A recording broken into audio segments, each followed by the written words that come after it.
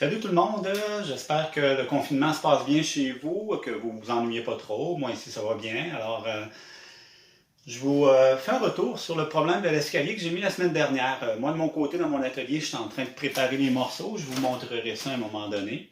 Donc vous aviez comme travail de me déterminer les mesures d'angle de coupe de mes pièces pour que je fasse ça précisément et que ça soit ça coche. Donc on va commencer avec un croquis. Donc, le plancher à l'étage, le plancher du rez-de-chaussée, normalement, c'est parallèle. Si c'est pas le cas, mais ça pourrait ressembler un petit peu là, à la maison de l'architecte numéro 10 dans Astérix et Cléopâtre. Là. Donc, normalement, ça, c'est parallèle. Donc, j'ai mes marches. Donc, la partie verticale d'une marche, on appelle ça une contre-marche. Dans mon cas, ici, elle mesure 7 pouces et 7 seizièmes. Puis, la marche, elle mesure 9 pouces et un quart. Donc, le poteau de ma rampe est installé sur la première marche et sur le plancher de l'étage. Ce qui fait qu'il y a 14 marches et non 15. Okay? Et il y a toujours autant de marches que de contre-marches. Donc, si je compte 1, 2, 2, 3, 3, 4, 4, 5, 5, 6 et ainsi de suite. Ici, bien entendu, il faut que je complète avec une marche fictive. Je vais vous faire remarquer quelque chose. Si je relie le dessus de chacune des marches, ça forme une droite oblique, comme dans le plan cartésien avec les fonctions linéaires et la pente. Que je le fasse au-dessus ou en dessous de l'escalier, je retrouve ceci. C'est pour ça qu'il faut se rendre jusque-là, pour la marche. Donc, j'ai des segments qui sont parallèles. Ma rampe, bien entendu, il faudra qu'elle soit parallèle, elle aussi, sinon ça ne serait pas très, très chic. Donc, dans mon agrandissement ici, magie, le dessin est arrivé, est apparu. Donc, ce que je voulais savoir, c'était la mesure de l'angle ici, FGC,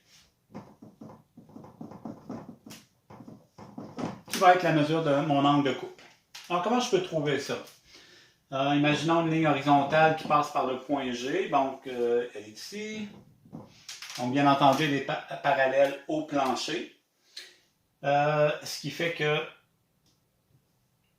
l'angle qui est ici, si je prolonge ceci, c'est le même angle qui est ici. Pourquoi? Parce que bon, ces segments-là étant parallèles, mon poteau joue le rôle d'une séquence, alors j'ai des angles qui sont correspondants un à l'autre, ce qui fait qu'ils ont la même mesure.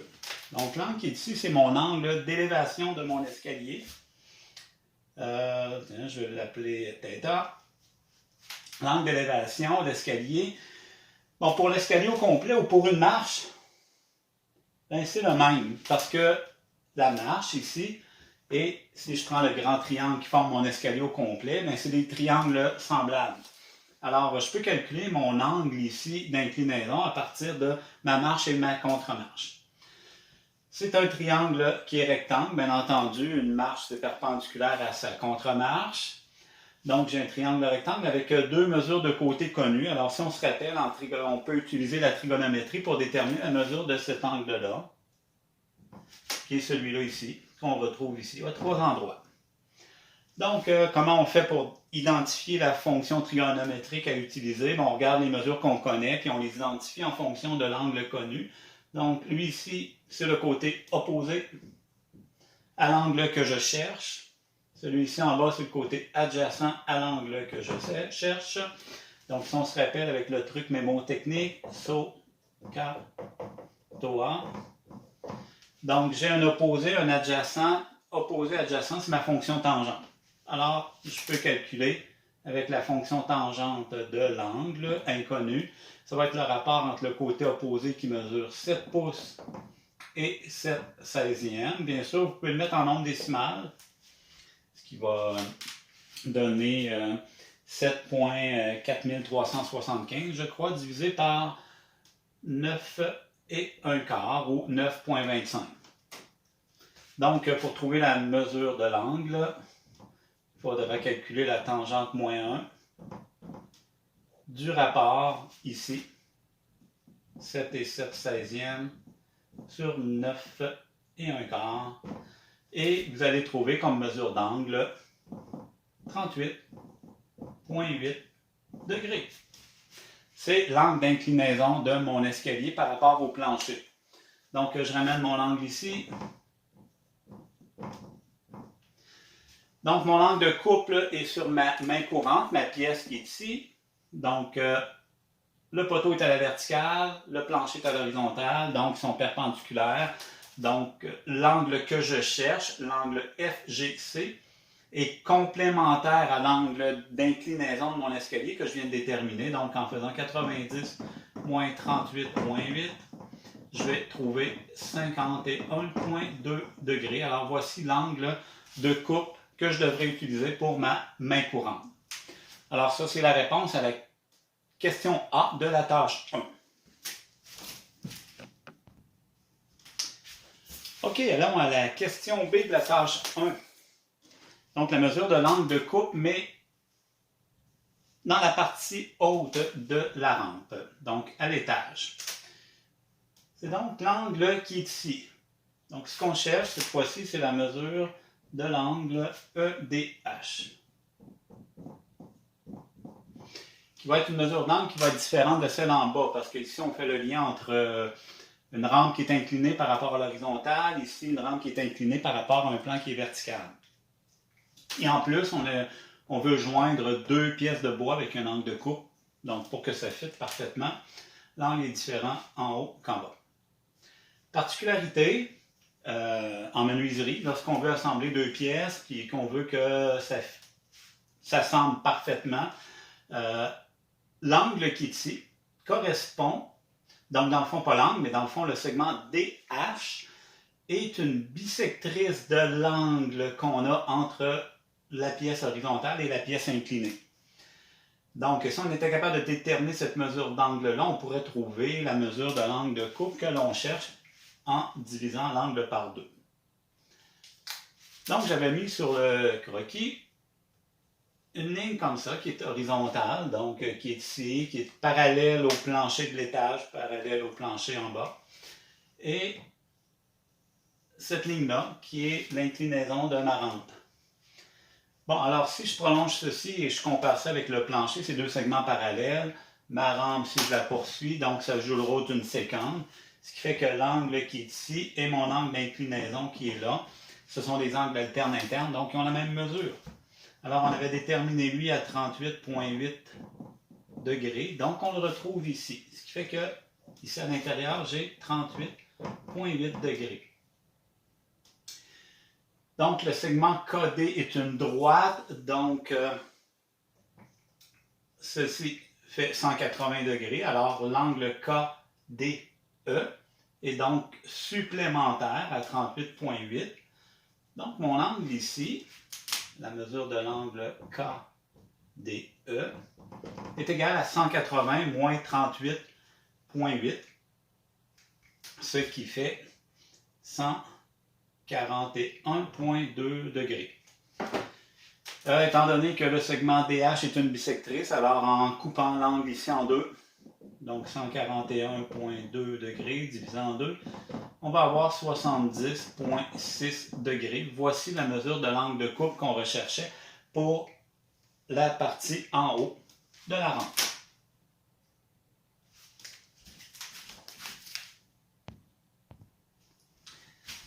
Donc maintenant, pour la tâche 2, déterminer la longueur de la rampe totale.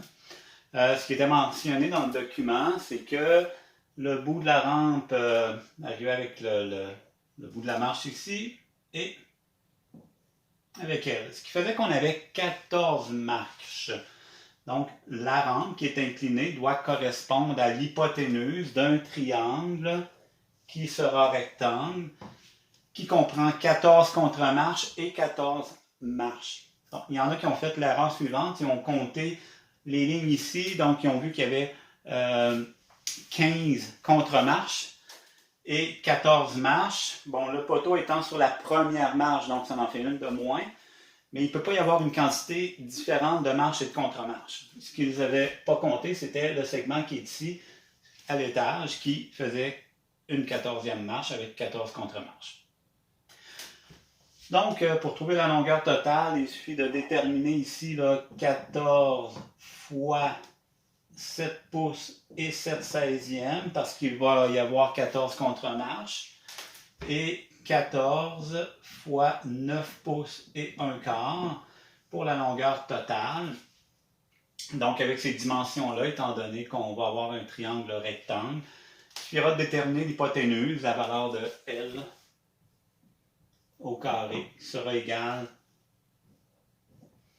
au résultat ici au carré, plus celui-ci au carré. Alors, j'ai calculé cette valeur-là, ce qui fait 104,125 pouces qu'on va mettre au carré. 14 marches à 9 pouces et quart, ce qui fait 129,5 pouces qu'on va mettre au carré. Ça fait un résultat de 27 612,2656. On va extraire la racine carrée, en plus moins. Étant donné que c'est une longueur, on va laisser tomber la valeur négative. Donc, la racine carrée de ceci fait 166,17 pouces. Donc, voici l'hypoténuse de mon escalier, de la longueur de ma rampe. Maintenant, je vais aller redessiner la rampe avec les coupures d'angle pour qu'on puisse déterminer les longueurs finales. Alors maintenant, deux dernières mesures à déterminer, qui était le segment, là j'ai redessiné la rampe, mais à l'horizontale, avec une longueur totale. Donc, si je pars du point le plus à votre gauche jusqu'au point le plus à droite, donc on a une longueur ici de L, qui est la longueur qu'on a calculée tantôt, 166,17 pouces. Donc, du point D jusqu'au point F, ça va être plus court que 166,17 pouces. OK? On a cette longueur-là de moins à enlever. Donc, on connaissait l'angle de couple ici. Alors, si je reprends cette figure-là et que je continue ça, j'ai un triangle rectangle avec un angle à l'extérieur de 51,2. Donc, je peux trouver l'angle intérieur ici, c'est son complément, 90 moins 31,2, ce qui fait notre 38,8 degrés. C'est notre angle d'inclinaison de notre escalier. La rampe mesure 2 pouces et 1 demi. Donc, cette longueur-là ici, bon, je vais le mettre en nombre décimal, 2,5 pouces, peut-être plus facile. Ici, j'ai un angle droit, parce que ma pièce est coupée à angle droit au départ. Donc, j'aurais déterminé cette valeur-là. Tenez, je vais l'appeler X. OK, j'ai le point F et G.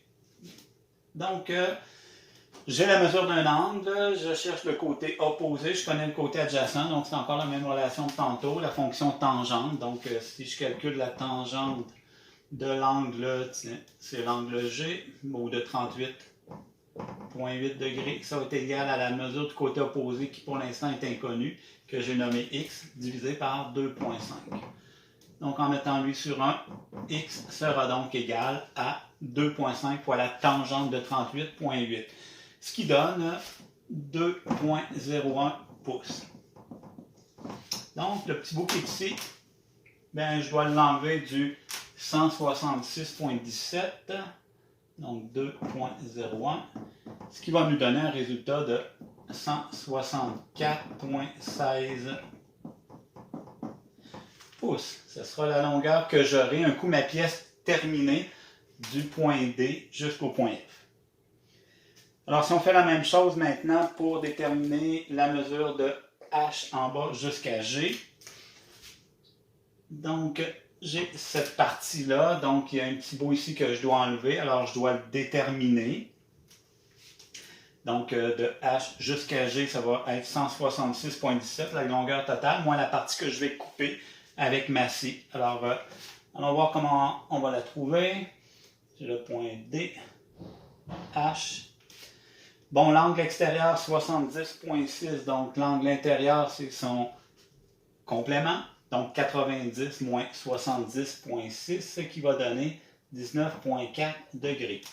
Remarque importante, les gens de la construction qui fabriquent des escaliers savent ça très bien. Regardez la mesure de l'angle ici, de la partie que je vais enlever sur ma pièce, 19,4 degrés. Et l'autre partie que j'enlève à l'autre extrémité, 38,8. 19,4, c'est exactement la moitié de 38,8 et c'est toujours comme ça.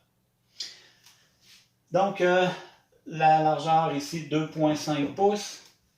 Donc, j'ai un angle, là, je cherche cette valeur-là, je vais l'appeler Y, différemment de celui-là que j'ai appelé X, étant donné que ce n'est pas la même mesure et je suis dans le même problème.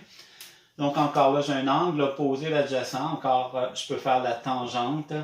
Je dois faire la tangente de 19,4 qui est égale à la mesure du côté opposé Y sur 2,5. En mettant lui sur 1, encore là, 2,5 fois tangente de 19,4. Je vais trouver la valeur de Y qui me donne 0,88 pouces.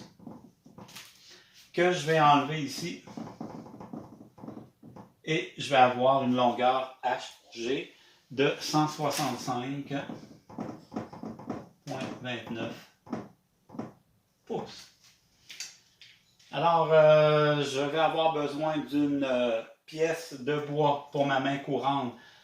Longueur totale 166,17 pouces. Après avoir coupé selon les angles prévus, il devrait me rester ici pour la partie supérieure 164,16 et pour la partie inférieure un petit peu plus longue parce que ce qui va être enlevé est un peu plus petit, 165,29 pouces. Donc, si vous avez trouvé ces valeurs-là, bravo! Et il me restera à le tester pour de vrai quand je vais vraiment découper là, ma pièce et je pourrai vous confirmer si ça fonctionne. Salut!